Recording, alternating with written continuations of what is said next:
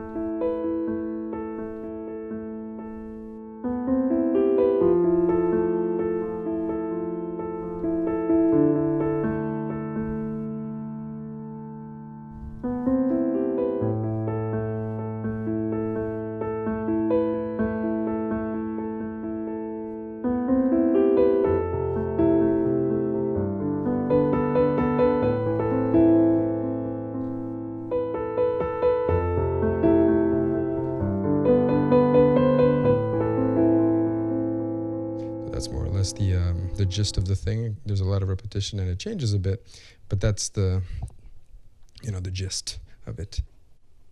Those of you who know the piece will probably notice that I didn't play it exactly the way that he played it, right? And that was very much on purpose. First of all, I don't want to waste your time by playing the beginning over and over again.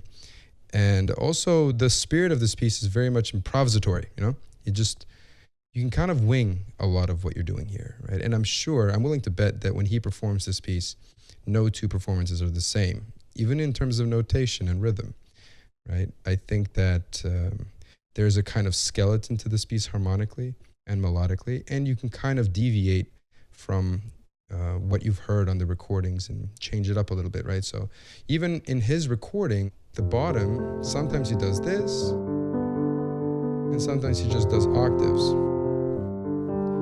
Right? So even in his recording, he's not consistent. So I'm willing to bet that there's a lot of improvisation in the way that he plays it as well. And you can kind of just fool around. It doesn't have to be exact.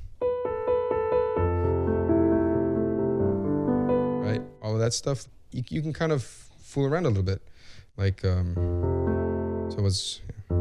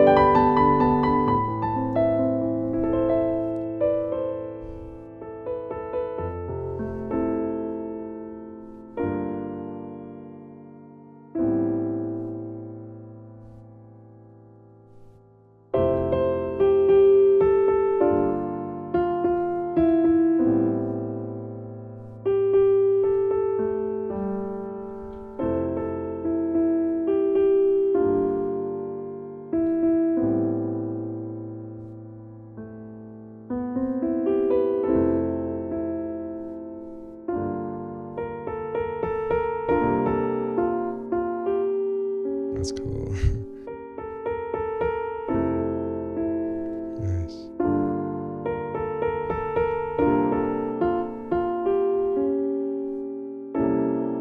Oh yeah, this is like the Charlie Brown Christmas chord.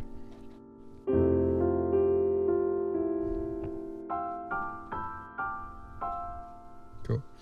The first thing to note is the position of your hands. This is your position, right?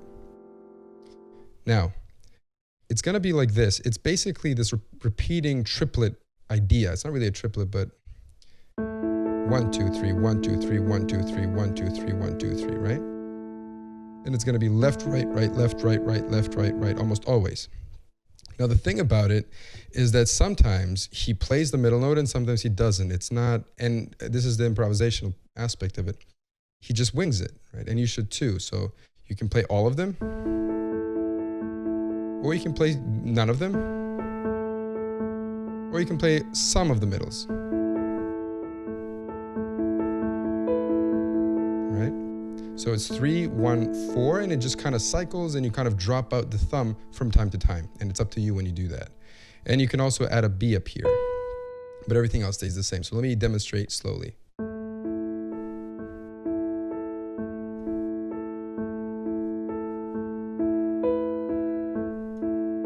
Right? So just go up to the 5 at some point, you can kind of do it by ear.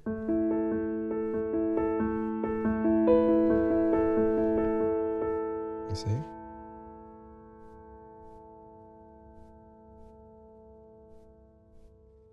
And then you have this, right?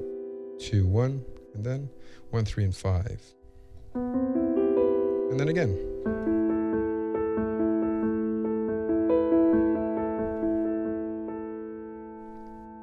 And same thing. Now, here the right hand is going to stay the same, but the left hand, instead of just playing the A, will now play F, A, F, A. Some combination of those. Again, it's up to you what combination you choose. Maybe it could be 2 Fs and 2 As. Right? Or it could be F, A, F, A. Right? Or it could be F, A, A, A. It's totally up to you. Then the next one is G and B. Right hand stays the same. Again, some combination of G and B. And then we get this fella again. And from the beginning.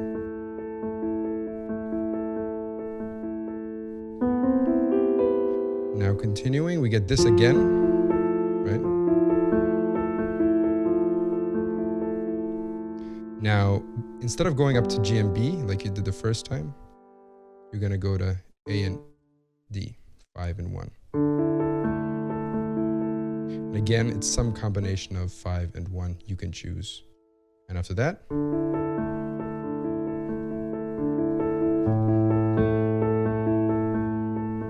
you have one A down here, which replaces one of the A's from the beginning of the piece. So you basically just start over again with one bottom A.